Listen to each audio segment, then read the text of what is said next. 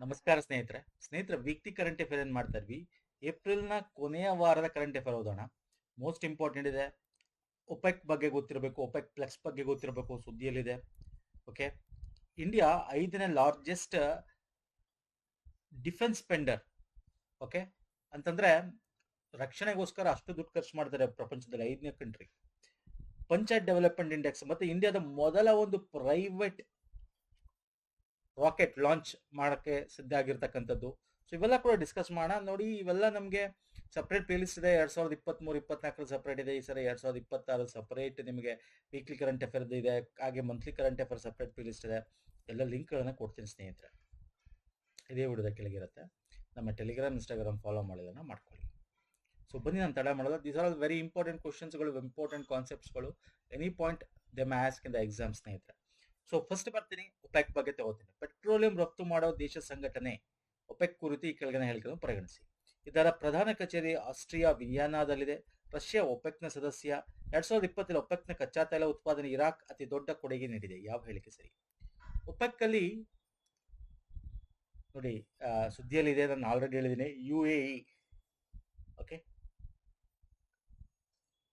OPEC ಮತ್ತೆ OPEC plus very important ಇದೆ. ಇಲ್ಲಿ UAE ಏನಕ್ಕಪ್ಪ ಇದರಿಂದ ಈಚೆ ಬಂತು? ಪೆಟ್ರೋಲ್ನ ರಫ್ತು ಮಾಡೋ ದೇಶಗಳು ತಮ್ಮ ಸಂಘಟನೆ ಮಾಡ್ಕೊಂಡಿದ್ರಲ್ಲ, ಯಾಕೆ ಈಚೆ ಬಂತು ಅದು ತಿಳ್ಕೊಳ್ಳೋಣ. ಇದರಿಂದ ಭಾರತಕ್ಕೆ ಏನು ಉಪಯೋಗ, ಭಾರತಕ್ಕೆ ಉಪಯೋಗ ಏನು, ಅಥವಾ ಉಪಯೋಗ ಆಗುತ್ತೋ ಉಪಯೋಗ ಆಗಲ್ವೋ? ಓಕೆ, ಮತ್ತೆ ಒಪೆಕ್ ಅಂದ್ರೇನು, ಒಪೆಕ್ ಪ್ಲಸ್ ಅಂದ್ರೇನು, ವಾಟ್ ಇಸ್ ದ ಡಿಫ್ರೆನ್ಸ್, ಇದೆಲ್ಲ ಕೂಡ ತಿಳ್ಕೊಳ್ಳೋಣ. So this is the first answer is right. Second option wrong, third option wrong. ಯಾಕಂದ್ರೆ ಇರಾಕ್ ಅಲ್ಲ, Saudi is the biggest country to deliver in OPEC nations ಅಲ್ಲಿ. Okay, I will show you in that. ನೋಡಿ, OPEC 2025 ಪ್ರಕಾರ ನೋಡೋದಾದ್ರೆ Saudi Arabia number 1 ಬರುತ್ತೆ, second Iraq ಬರುತ್ತೆ, 3ನೇದು Iran ಬರುತ್ತೆ, 4ನೇದು UAE ಬರುತ್ತೆ. ಅರ್ಥ ಆಗ್ತಿದೆಯಲ್ಲ? ಸೊ ಆಪ್ಷನ್ 2 ಯಾಕೆ ತಪ್ಪು? ರಷ್ಯಾ ಒಪೆಕ್ನ ರಾಷ್ಟ್ರ ಅಲ್ಲ, ಒಪೆಕ್ ಪ್ಲಸ್ ಅಲ್ಲಿ ಬರುತ್ತೆ. ಯೂಶಲಿ ಒಪೆಕ್ ಅಲ್ಲಿ ಮಧ್ಯಪ್ರಾಚ್ಯ ರಾಷ್ಟ್ರಗಳು, ಓಕೆ, ಅವುಗಳು ಮಾತ್ರ ಇರ್ತಕ್ಕಂಥದ್ದು. ಒಪೆಕ್ ಪ್ಲಸ್ ಅದು ಬಿಟ್ಟು ಬೇರೆ ಕಂಟ್ರೀಸ್ಗಳು ಏನು ಆಯಿಲ್ ಪ್ರೊಡ್ಯೂಸ್ ಮಾಡ್ತಾರೆ ಅವು ಒಪೆಕ್ ಪ್ಲಸ್ ಅಲ್ಲಿ ಇರ್ತವೆ. ಸೊ ಇದ್ರ ಬಗ್ಗೆ ತಿಳ್ಕೊಳ್ಳೋಣ. ಸೊ ಇಲ್ಲಿ ಒಂದೇ ಆಪ್ಷನ್ಸ್ ಕರೆಕ್ಟು. ಯಾವುದು ಅಂದ್ರೆ ಫಸ್ಟ್ ಒನ್ ಮಾತ್ರ. ಓಕೆ, ಏನಕ್ಕೆ ಸುದ್ದಿ ಇಲ್ಲಿತ್ತು ಅಂತ ಹೇಳಿದ್ರೆ, ಈಗ May 1 ಇಂದ ಇದು it is coming out of OPEC and OPEC pluses. ಯಾಕೆ ಹಿಂಗಾಯ್ತು? ಸೌದಿ ಅರೇಬಿಯಾ ಒಂದು ಸ್ಟ್ರಿಕ್ಟ್ ಪ್ರೊಡಕ್ಷನ್ ಕೋಟಾನ ಮಾಡ್ತು. ಏನು, oil maintain of oil prices ಸಂಬಂಧಪಟ್ಟಂತೆ ಜಾಸ್ತಿ ಉತ್ಪಾದನೆ ಮಾಡಬಾರ್ದು, ಒಂದು ರೀತಿಯ ಆಯಿಲ್ ಫ್ರೈನ ಓಕೆ ಮಾಡಬೇಕು, ಕಮ್ಮಿ ಒಂದು ಜಾಸ್ತಿ ತೊಗೊಂಡೋಗ್ಬೇಕು, ಒಂದು ಲೆವೆಲಲ್ಲಿ ಇಟ್ಕೋಬೇಕು ಅಂತ. ಅದಕ್ಕೆ UAE ಅದು ಬೇಕಾಗಿಲ್ಲ. ಓಕೆ, ಅದಕ್ಕೆ ಬ್ರೇಕ್ ಮಾಡ್ಕೋತು, break free of that system. ಜೊತೆಗೆ ಇದರಲ್ಲಿ ಇರಾಕ್ ಬೇರೆ ಇದೆ, ಇರಾಕ್ ಇರಾನ್ ಇದೆ. So that is also very important. ಈಗ ಏನೇನು ಆಗ್ತಾ ಇದೆ ಗೊತ್ತಿದೆ ಇದು ಸಂಬಂಧಪಟ್ಟಂತೆ. ಸೊ ಎಲ್ಲನೂ ಇಟ್ಕೊಂಡು UAE I am not going to be in this group ಅಂತ ಹೇಳ್ತು. Okay, yes, OPEC headquarters ಬಂದು ವಿಯೆನ್ನಾದಲ್ಲಿದೆ. ಓಕೆ, ನಾನು ಅದು ಕನ್ನಡದ ಬಗ್ಗೆ ಹೇಳ್ತೇನೆ. ಸೊ ಇದು very important. OPEC full form ಏನೋ, organisations of petroleum exporting countries ಅಂತ ಹೇಳಿ. ಓಕೆ, ಸೊ ಇಲ್ಲಿ ಬರೋದಾದ್ರೆ ಒಪೆಕ್ ಯಾವಾಗ ಆಯಿತು? ಸೆಪ್ಟೆಂಬರ್ 10ರಿಂದ 14, 1960 ಬಾಗ್ದಾದ್ ಕಾನ್ಫರೆನ್ಸ್ ಅಂತ ನಡೆಯುತ್ತೆ. ಅಲ್ಲಿ ಇದನ್ನು ರಚನೆ ಮಾಡ್ತಾರೆ 1960. ಫಸ್ಟು ಅದನ್ನ ಆರಿಜಿನ್ ಮೂಲ ಸದಸ್ಯರು ಫಸ್ಟ್ ಯಾರ್ಯಾರು? Iran, Iraq, Kuwait, Saudi, Venezuela ಇರ್ತವೆ. ಓಕೆ, ಆಮೇಲೆ ಇದಕ್ಕೆ Algeria, Congo, Equatorial Guinea, Gabon, Libya, Nigeria, UAE ಇವಾಗಿಲ್ಲ, May 1 ಇಂದ ಇಲ್ಲ, ಅಲ್ಲಿ ತನಕ ಇದು ಇತ್ತು. ಇದ್ರ ಜೊತೆಗೆ ಇನ್ನೂ ಒಂದಿಷ್ಟಿದ್ವು, ಕತಾರ್, ಇಕ್ವೆಡಾರ್, ಅಂಗೋಲಾ, ಇವೆಲ್ಲ ಕೂಡ ಇತ್ತೀಚೆಗೆ ಲಾಸ್ಟ್ ಒಂದು 3-4 ಇಯರ್ಸ್ ಅಲ್ಲಿ ಇದು ಕೂಡ ಹೊರಗೆ ಬಂದ್ಬಿಟ್ಟಿದೆ. ಇದು ಕೂಡ ಒಪೆಕ್ನ ಸದಸ್ಯವಾಗಿತ್ತು, ಇವಾಗಿಲ್ಲ. ಹಾಗಾದ್ರೆ ಈಗ ಒಟ್ಟು ಒಪೆಕ್ನ ಇಲ್ಲಿ ಎಷ್ಟು ಜನ ಇದ್ದಾರೆ? 1, 2, 3, 4, 5, 6, 7, 8, 9, 10, 11 ಇವಾಗ UAE ಬಂದ ಮೇಲೆ May 1 ಇಂದ ಇರ್ತಕ್ಕಂಥ ಸದಸ್ಯರು. ಓಕೆ, ಇದನ್ನು ತಿಳ್ಕೊಳ್ಳಿ, ವೆರಿ ಇಂಪಾರ್ಟೆಂಟ್. ಇಲ್ಲ ಎಕ್ಸಾಮ್ ಏನ್ ಕೇಳ್ತಾನೆ ಗೊತ್ತಾ? ಕೆಳಗಿನ ದೇಶಗಳಲ್ಲಿ ಯಾವುದು ಒಪೆಕ್ ನ ಇಂದ ಹೊರಗೆ ಬಂದಿದೆ ಅಂತ ಕೇಳ್ತಾನೆ. UAE ಬಂದಿದೆ, ಮತ್ತೆ ಇತ್ತೀಚೆಗೆ ಯಾವುದೇ ಬಂದಿದೆ? ಕತಾರ್, ಇಕ್ವೆಡಾರ್, ಅಂಗೋಲಾ ಅದರಿಂದ ಹೊರಗೆ ಬಂದಿದೆ ಲಾಸ್ಟ್ 4 ಇಯರ್ಸ್ ಅಲ್ಲಿ. ನೋಡಿದ್ರಾ, ಹಿಂಗೆ ಕೇಳ್ತಾನೆ ಎಕ್ಸಾಮ್ ಅಲ್ಲಿ. Fine sir. ಇದು ಆಸ್ಟ್ರಿಯಾ ವಿಯೆನ್ನಾದಲ್ಲಿದೆ. ಮೊದಲು ಸ್ವಿಟ್ಜರ್ಲೆಂಡ್ ಜಿನವಾದಲ್ಲಿತ್ತು. 1965 ಆಸ್ಟ್ರಿಯಾ ವಿಯೆನ್ನಾಗೆ ಸ್ಥಳಾಂತರ ಮಾಡಿದ್ರು. ಇದೇನಂದ್ರೆ ತಮ್ಮ ಕೋಟಾಗಳ ಮೂಲಕ ತೈಲಗಳನ್ನ ಎಷ್ಟು ತೆಗಿಬೇಕು ಅಂತ. ಓಕೆ, ಈ ಕಂಟ್ರೀಸ್ ತೆಗಿಬೇಕು, ಮತ್ತೆ ಇಷ್ಟೇ ಮೇಂಟೈನ್ ಮಾಡಬೇಕು. ಹಿಂಗೆ ನಾವು ಒಂದು ಸಸ್ಟೈನೇಬಲ್ ಆಗಿ ತಗೊಂಡೋಗ್ಬೇಕು, ಸ್ಥಿರ ಪೂರೈಕೆ ಆಗ್ಬೇಕು. ಯಾಕಂದ್ರೆ ನಮಗೆ ಏನ್ ಹೇಳ್ತೀವಿ ನಾವು, ಅರಬ್ ಕಂಟ್ರೀಸ್ ಅಂತ, ಅಲ್ಲಿ ಹೆಚ್ಚಾಗಿ ನಮ್ಗೆ ಸಿಗ್ತಕ್ಕಂಥದ್ದು 80% ತೈಲ ನಿಕ್ಷೇಪಗಳಿದೆ. 30-40% ಜಾಗತಿಕವಾಗಿ ಇವರೇ ಸಪ್ಲೈ ಮಾಡ್ತಾ ಇರ್ತಕ್ಕಂಥದ್ದು. ಇನ್ನು ಒಪೆಕ್ ಪ್ಲಸ್ ಬಂದ್ಬಿಡ್ತೇನೆ. ಒಪೆಕ್ ಪ್ಲಸ್ ಬಂದು ಏನಾಯ್ತು, ಫಸ್ಟ್ 12 ಒಪೆಕ್ ಮೆಂಬರ್ಸ್, 12 ಜನ, ಈಗ 11 ಆಗಿದಾರಲ್ವಾ, 12 ಜನ, ಮತ್ತೆ ನಾನ್ ಒಪೆಕ್ ಮೆಂಬರ್ಸ್ ಎಷ್ಟು, 10 ನಾನ್ ಒಪೆಕ್ ಮೆಂಬರ್ಸ್ ಕಂಟ್ರಿಗಳು. ಅದ್ರಲ್ಲಿ ಮೇನು ರಷ್ಯಾ, ಮೆಕ್ಸಿಕೋ, ಕಜಕಿಸ್ತಾನ್, ಇನ್ನೂ ಇದೆ. ಯಾವ್ದ್ಯಾವ್ದು ನಾನು ಇಲ್ಲಿ ತೋರಿಸ್ತೀನಿ ನೋಡಿ. Mexico, Kazakhstan, Azerbaijan, Bahrain, Brunei, Malaysia, Oman, South Sudan ಈ ಎಲ್ಲ ಸೇರಿ ಒಪೆಕ್ ಪ್ಲಸ್ ಆಗುತ್ತೆ. ಅಂದ್ರೆ ಒಪೆಕ್ ಪ್ಲಸ್ ಅಲ್ಲಿ ಒಪೆಕ್ ರಾಷ್ಟ್ರಗಳು ಇದೆ, ಅದ್ರ ಜೊತೆಗೆ ನಾನ್ ಒಪೆಕ್ ರಾಷ್ಟ್ರಗಳು ಅಂತ ಏನ್ ಕರಿತೀವಿ, ಈ 10 ರಾಷ್ಟ್ರಗಳು ಈ ಸೇರಿ ಒಪೆಕ್ ಪ್ಲಸ್ ಆಗುತ್ತೆ. ಇದು ಡಿಕ್ಲೇರ್ ಆಫ್ ಕೋಪರೇಷನ್ ಅಂತೇಳಿ 2016ರಲ್ಲಿ ಇದನ್ನ ಒಪೆಕ್ ಪ್ಲಸ್ ಅಂತ ಮಾಡ್ಕೋತಾರೆ. ಓಕೆ, ಸೊ ಇದು ಕೂಡ very important. Angola withdraw from OPEC plus in January 2024. So ಅದು ಗೊತ್ತಿರಲಿ. ಸೊ ಈ ಥರದ್ದು ನಿಮ್ಗೆ ಎಕ್ಸಾಮಲ್ಲಿ ಕೇಳ್ತಾನೆ. ಒಪೆಕ್ ಪ್ಲಸ್ ಅಂದ್ರೇನು, ಯಾವ ಕಂಟ್ರಿಗಳಿವೆ, ಯಾವಾಗ ಬಂತು, ಒಪೆಕ್ ಅಂದ್ರೇನು, ಯಾವ ಕಂಟ್ರಿಗಳಿವೆ, ಅದರ ಹೆಡ್ ಕ್ವಾರ್ಟರ್ಸ್ ಎಲ್ಲಿದೆ, ಸೊ ಅದ್ರ ಪರ್ಪಸ್ ಏನು, ಇದು ಗೊತ್ತಿರಬೇಕು. ಅರ್ಥ ಆಗ್ತಿದೆಯಲ್ಲ. ಇನ್ನು ಇಂಡಿಯಾ ಪರ್ಪಸ್ ಬಂದ್ಬಿಡ್ತೀನಿ ಸ್ನೇಹಿತರೆ. ಇಂಡಿಯಾಗೆ ಇದು ಒಳ್ಳೆ ರೀತಿ, ಇದು ಪಾಸಿಟಿವ್. ಯಾಕೆ ಪಾಸಿಟಿವ್, ಇವರೆಲ್ಲ ಗುಂಪು ಕಟ್ಕೊಂಡು ಹಿಂಗೆ ಸ್ವಲ್ಪ ಕಮ್ಮಿ ಮಾಡಬೇಕು, ಬ್ಯಾರಲ್ ಜಾಸ್ತಿ ಆಗಬೇಕು ಅಂತ ಇರ್ತೀವಿ. ಇದು ಬರೋದ್ರಿಂದ ಏನಾಗುತ್ತೆ, UAE ನಂಬರ್ 4 ಇದೆ ಪ್ರೊಡಕ್ಷನ್ ಅಲ್ಲಿ, and India world 3rd largest, ಗೊತ್ತಿರಬೇಕಿದು ಕೂಡ, 3 largest crude oil dependent import ಮಾಡ್ಕೊಳ್ತಕ್ಕಂಥದ್ದು. 89% ಆಫ್ ನಮ್ಮ ರಿಕ್ವೈರ್ಮೆಂಟ್ ನ ಇಂಪೋರ್ಟ್ ಮಾಡ್ಕೋತೀವಿ. ಹಾಗಾಗಿ ಇದು ಒಪೆಕ್ ಇಂದ ಬಂದಿರೋದ್ರಿಂದ ಒಂದಷ್ಟು ಕಮ್ಮಿ ಪ್ರೈಸ್ಗೆ, ಲೋ ಪ್ರೈಸಸ್ ಆಫ್ ಆಯಿಲ್ಗೆ ನಮಗೆ ಸಿಗ್ತಕ್ಕಂಥದ್ದು UAE ಇಂದ ಆಗುತ್ತೆ. UAE ನಮ್ಮ ನಿಯರ್ ಬೈ ಇದೆ. ಸೊ ಹಾಗಾಗಿ this is a positive.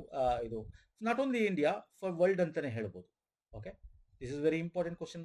Detail ಆಗಿ ಡಿಸ್ಕಸ್ ಮಾಡಿದ್ದೀನಿ, ಅರ್ಥ ಆಗಿದೆ ಅನ್ಕೋತೀನಿ. Shall we move to next question? ಬನ್ನಿ. SIPRI, very important sir. SIPRI, what is SIPRI ಹೇಳ್ತೀರಾ?